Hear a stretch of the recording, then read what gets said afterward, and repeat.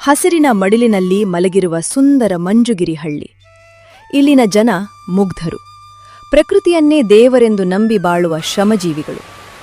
ಈ ಊರಿನ ಜೀವಾಳವೇ ನಮ್ಮ ರಾಮಣ್ಣ.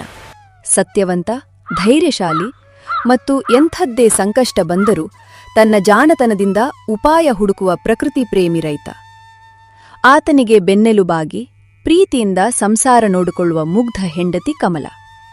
ಇನ್ನು ಊರಿನ ಯಜಮಾನರಾದ ಶಂಭೂಗೌಡರು ಎಲ್ಲರಿಗೂ ನ್ಯಾಯ ಒದಗಿಸುವ ಹಿರಿಯರು. ಅವರ ಜೊತೆಗೆ ಸದಾ ರಾಮಣ್ಣನ ಮೇಲೆ ಅಪಾರ ನಂಬಿಕೆ ಇಟ್ಟು ಸಣ್ಣ ವಿಷಯಕ್ಕೂ ಬೇಗ ಹೆದರಿ ನಡುಗುವ ಮುಗ್ಧ ಯುವಕ ಬಸವ. ಆದರೆ ಇದೇ ಊರಿನಲ್ಲಿ ಇನ್ನೊಂದು ಮುಖವಿದೆ. ಅದೇ ಸ್ವಾರ್ಥಿ ವ್ಯಾಪಾರಿ ರಂಗಪ್ಪ. ಜನರ ಕಷ್ಟವನ್ನೇ ಬಂಡವಾಳ ಮಾಡಿಕೊಂಡು ಕಾಸು ಮಾಡುವುದೇ ಇವನ ಮುಖ್ಯ ಗುರಿ. ಇಂತಹ ವಿಭಿನ್ನ ಮನಸ್ಥಿತಿಯ ಪಾತ್ರಗಳ ನಡುವೆ ಪ್ರಕೃತಿಯ ಮಡಿಲಲ್ಲಿ ಶುರುವಾಗುವ ರೋಚಕ ಪ್ರಯಾಣವೇ ಈ ಮಂಜುಗಿರಿ ಹಳ್ಳಿಯ ರಹಸ್ಯ.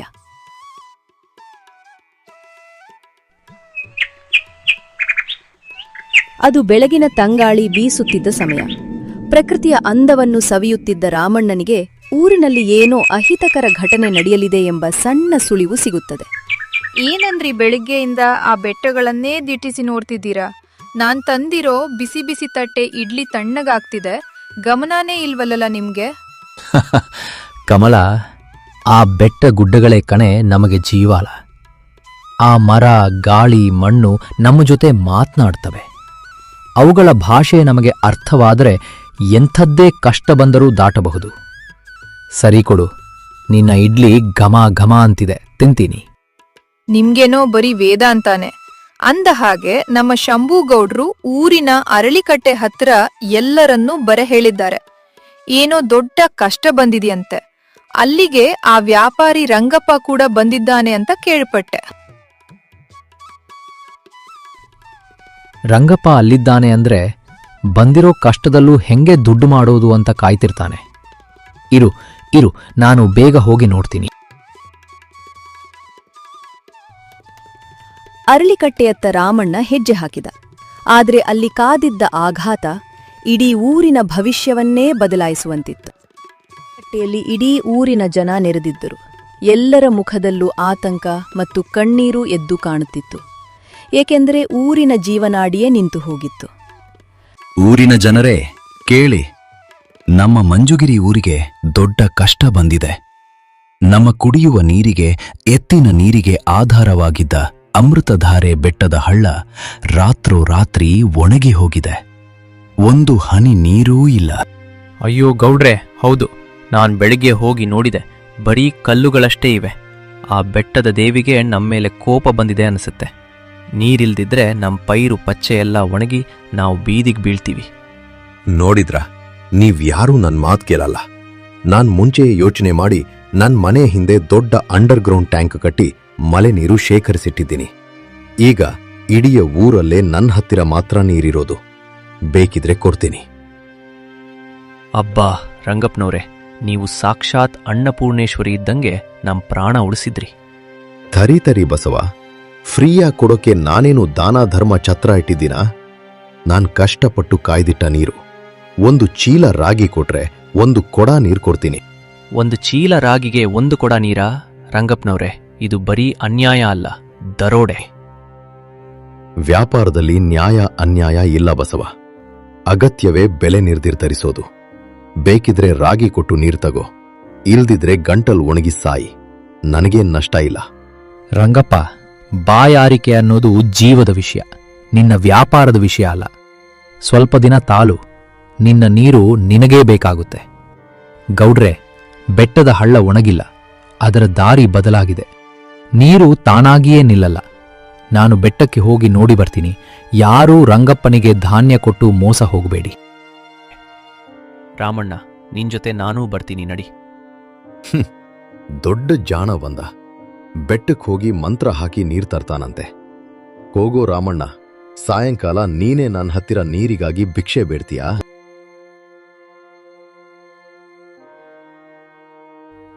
ರಂಗಪ್ಪನ ಶಾಪದ ಮಾತುಗಳನ್ನು ಗಣನೆಗೆ ತೆಗೆದುಕೊಳ್ಳದೆ ರಾಮಣ್ಣ ಮತ್ತು ಬಸವ ಬೆಟ್ಟದ ರಹಸ್ಯ ಭೇದಿಸಲು ಹೊರಟರು.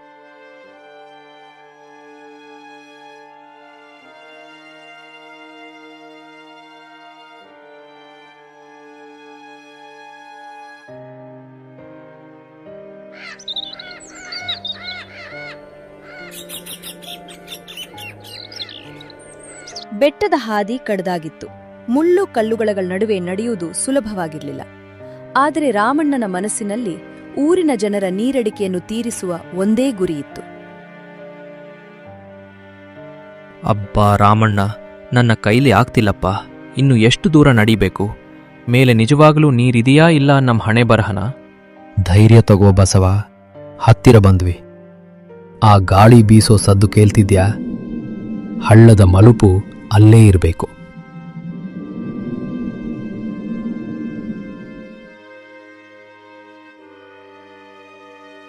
ಅಯ್ಯೋ ರಾಮಣ್ಣ, ನೋಡುವಲ್ಲಿ ದೊಡ್ಡ ಮರವೊಂದು ಬೇರು ಸಮೇತ ಬಿದ್ದು ಬಂಡೆ ಕಲ್ಲನ್ನು ತಳ್ಳಿ ಹಳ್ಳದ ಹಾದಿಗೆ ಅಡ್ಡವಾಗಿ ನಿಂತುಬಿಟ್ಟಿದೆ.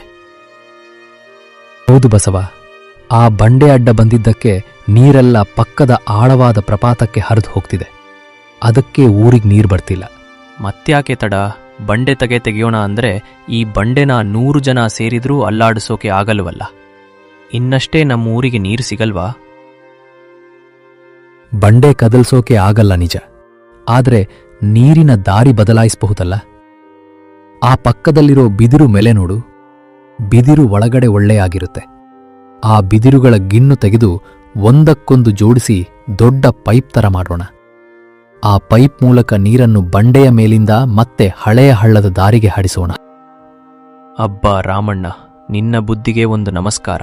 ನಡಿ, ಊರಿನವರನ್ನೆಲ್ಲ ಕರೆದು ತಂದು ಈ ಕೆಲಸ ಮಾಡೋಣ. ರಾಮಣ್ಣನ ಈ ಕ್ರಾಂತಿಕಾರಿ ಆಲೋಚನೆ ಇಡೀ ಊರಿನ ಭವಿಷ್ಯವನ್ನೇ ಬದಲಾಯಿಸಲಿದ್ದರೂ ಅದಕ್ಕೆ ಊರಿನವರ ಶ್ರಮ ಬೇಕಾಗಿತ್ತು.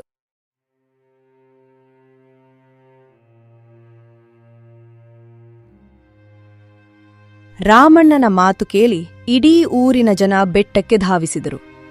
ಎಲ್ಲರೂ ಸೇರಿ ಒಗ್ಗಟ್ಟಿನಿಂದ ಬಿದಿರುಗಳನ್ನು ಕಡಿದು ಕೊಳವೆಗಳನ್ನು ಸಿದ್ಧಪಡಿಸಲು ತೊಡಗಿದರು. ಗೌಡ್ರೆ, ಊರಿನವರೆಲ್ಲ ಸೇರಿ ಬಿದಿರುಗಳನ್ನು ಕಡಿದು ಗಿಣ್ಣು ತೆಗೆಯಿರಿ. ಬಿದಿರುಗಳನ್ನು ಬಳ್ಳಿಗಳಿಂದ ಬಿಗಿಯಾಗಿ ಜೋಡಿಸಿ. ರಾಮಣ್ಣ, ಈ ಪೈಪ್ ರೆಡಿ ಆಯ್ತು ನೋಡು. ಇರಿ, ಈ ಪೈಪ್ನ ಒಂದು ತುದಿಯನ್ನು ಆ ಪ್ರಪಾತಕ್ಕೆ ಹರಿಯೋ ನೀರಿನಲ್ಲಿ ಇಟ್ಟು ಇನ್ನೊಂದು ತುದಿಯನ್ನು ಹಳೆಯ ಹಳ್ಳದ ದಾರಿಗೆ ಜೋಡಿಸ್ತೀನಿ.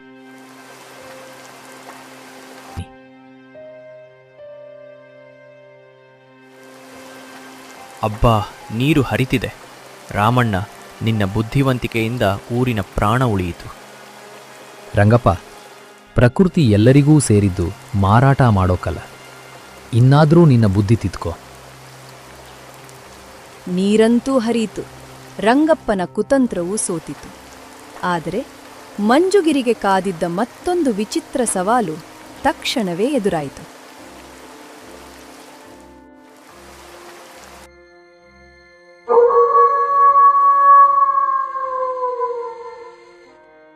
ನೀರಿನ ಸಮಸ್ಯೆ ಮುಗೀತು ಅಂದುಕೊಳ್ಳುವಷ್ಟರಲ್ಲಿ ಬೆಟ್ಟದಿಂದ ರಾತ್ರಿ ಹೊತ್ತು ಹೂ ಎಂಬ ಭೀಕರ ಸದ್ದು ಬರಲು ಶುರುವಾಯಿತು. ಊರಿನಲ್ಲಿ ಮತ್ತೆ ಭಯದ ವಾತಾವರಣ ಸೃಷ್ಟಿಯಾಯಿತು.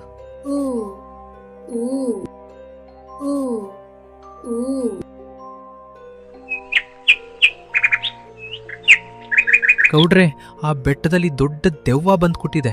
ರಾತ್ರಿ ಅದರ ಕರ್ಕಶ ಸದ್ದು ಕೇಳಿ ನಮ್ಮ ಹೆಂಡತಿಗೆ ಜ್ವರಾನೇ ಬಂದಿದೆ. ನಾವು ಊರ್ ಖಾಲಿ ಮಾಡೋದೇ ಮೇಲು. ಊರಿನ ಜನರೇ, ಭಯಪಡಬೇಡಿ. ನನ್ನ ಹತ್ತಿರ ಕಾಶಿಯಿಂದ ತಂದಿರೋ ಶಕ್ತಿಶಾಲಿ ತಾಯತಗಳಿವೆ. ಇದನ್ನು ಕಟ್ಟಿಕೊಂಡ್ರೆ ಯಾವ ದೆವ್ವವೂ ನಿಮ್ಮ ಹತ್ತಿರ ಬರಲ್ಲ. ಒಂದಕ್ಕೆ ಬರೀ ₹50 ಅಷ್ಟೇ. ಪ್ರಾಣಕ್ಕಿಂತ ₹50 ಹೆಚ್ಚ? ನಿಲ್ಲಿಸೋ ರಂಗಪ್ಪ, ಜನರ ಭಯಾನೇ ನಿನಗೆ ಬಿಸಿನಾ? ಊರಿನವರೇ, ದೆವ್ವ ಭೂತ ಏನೂ ಇಲ್ಲ. ಪ್ರತಿಯೊಂದು ಸದ್ದಿಗೂ ಒಂದು ಕಾರಣ ಇರುತ್ತೆ. ಇವತ್ತು ರಾತ್ರಿ ನಾನೇ ಬೆಟ್ಟಕ್ಕೆ ಹೋಗಿ ಆ ಸದ್ದು ಏನೆಂದು ಕಂಡುಹಿಡಿತೀನಿ. ಅಯ್ಯೋ, ರಾತ್ರಿ ಹೊತ್ತು ಬೆಟ್ಟಕ್ಕೆ ಹೋಗೋದು ಅಪಾಯಂದ್ರಿ, ಬೇಡ. ಕಮಲ, ಅಜ್ಞಾನಕ್ಕಿಂತ ದೊಡ್ಡ ಶತ್ರು ಇಲ್ಲ. ಧೈರ್ಯವಾಗಿರು, ನಾನೇನೂ ಆಗಲ್ಲ.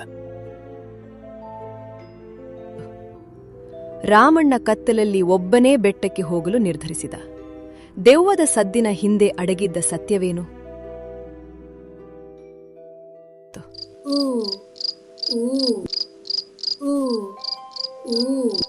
ಕತ್ತಲಲ್ಲಿ ಕೇವಲ ಕೀಟಗಳ ಸದ್ದು ಮತ್ತು ಬೆಟ್ಟದ ಭೀಕರ ಹೂ ಸದ್ದು ಮಾತ್ರ ಕೇಳಿಸುತ್ತಿತ್ತು.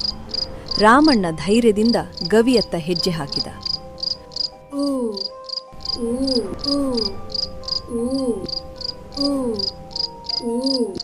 ರಾಮಣ್ಣ, ನನ್ನ ಕಾಲು ನಡುಗ್ತಿವೆ ಕಣೋ. ಆ ಸದ್ದು ಇಲ್ಲೇ ಹತ್ತಿರದಿಂದ ಬರ್ತಿದೆ. ಬಸವ, ಅಲ್ಲಿ ನೋಡು. ಆ ಗವಿಯ ಮೇಲ್ಭಾಗದಲ್ಲಿ ಹೊಸದಾಗಿ ಒಂದು ಸಣ್ಣ ತೂತು ಆಗಿದೆ. ಬೆಟ್ಟದ ಮೇಲೆ ಬೀಸೋ ಬಲವಾದ ಗಾಳಿ ಆ ಸಣ್ಣ ತೂತಿನಲ್ಲಿ ನುಗ್ಗಿದಾಗ ಇಷ್ಟೊಂದು ಭಯಾನಕ ಸದ್ದು ಬರ್ತಿದೆ. ಇದು ದೆವ್ವದ ಸದ್ದಲ್ಲ, ಗಾಳಿಯ ಆಟ. ಅಮ್ಮಯ್ಯ, ದೆವ್ವ ಅಲ್ವಾ? ಮತ್ಯಾಕೆ ತಡ? ಇದಕ್ಕೇನಾದ್ರೂ ಉಪಾಯ ಇದೆಯಾ? ನಾಳೆ ಬೆಳಿಗ್ಗೆ ಒಂದು ದಪ್ಪ ಬಿದಿರು ತಂದು ಅದಕ್ಕೆ ಕೊಳಲಿನ ತರಡ ಸಾಲಾಗಿ ಸಣ್ಣ ರಂಧ್ರಗಳನ್ನು ಮಾಡೋಣ. ಅದನ್ನು ಈ ಗವಿಯ ರಂಧ್ರಕ್ಕೆ ಬಿಗಿಯಾಗಿ ಕೂರಿಸೋಣ. ಮರುದಿನ ರಾಮಣ್ಣ ಹಾಗೇ ಮಾಡುತ್ತಾನೆ. ಆ ರಾತ್ರಿ ಗಾಳಿ ಬೀಸಿದಾಗ ಭಯಾನಕ ಸದ್ದಿನ ಬದಲಾಗಿ ಊರಿಡೀ ಮಧುರವಾದ ವೇಣುಗಾನ ಕೇಳಿಸುತ್ತದೆ. ಜನ ರಾಮಣ್ಣನನ್ನು ಹೊಗಳುತ್ತಾರೆ. ರಂಗಪ್ಪ ಮೌನವಾಗ್ತಾನೆ. ಆದರೆ ಊರಿಗೆ ಮತ್ತೊಂದು ಕಿರಿಕಿರಿ ಆರಂಭವಾಯಿತು.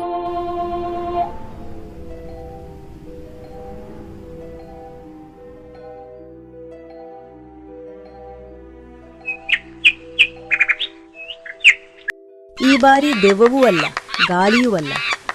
ಹಸಿದ ಕಾಡು ಪಾಪಗಳು ಹಾಗೂ ಕೋತಿಗಳ ಹಿಂಡು ಹಳ್ಳಿಗೆ ದಾಳಿ ಇಟ್ಟಿದ್ದವು. ಗೌಡ್ರೆ, ಈ ಕೋತಿಗಳ ಕಾಟ ತಡೆಯೋಕೆ ಆಗ್ತಿಲ್ಲ.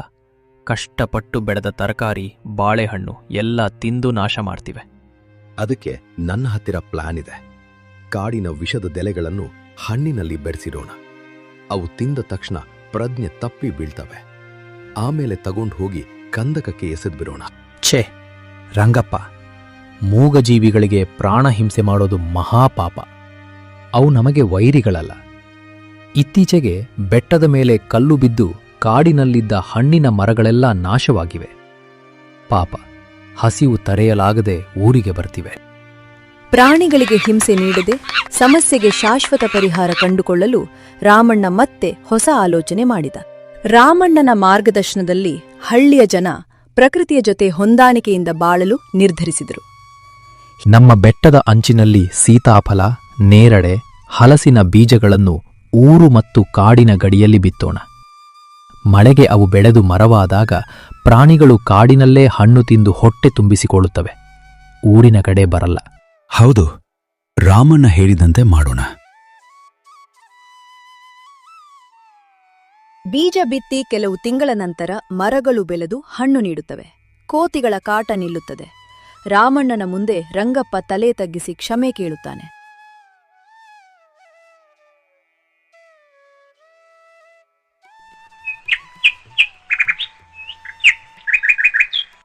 ಬೀಜ ಬಿತ್ತಿ ಕೆಲವು ತಿಂಗಳ ನಂತರ ಮರಗಳು ಬೆಳೆದು ಹಣ್ಣು ನೀಡುತ್ತವೆ. ಕೋತಿಗಳ ಕಾಟ ನಿಲ್ಲುತ್ತದೆ. ರಾಮಣ್ಣನ ಮುಂದೆ ರಂಗಪ್ಪ ತಲೆ ತಗ್ಗಿಸಿ ಕ್ಷಮೆ ಕೇಳುತ್ತಾನೆ.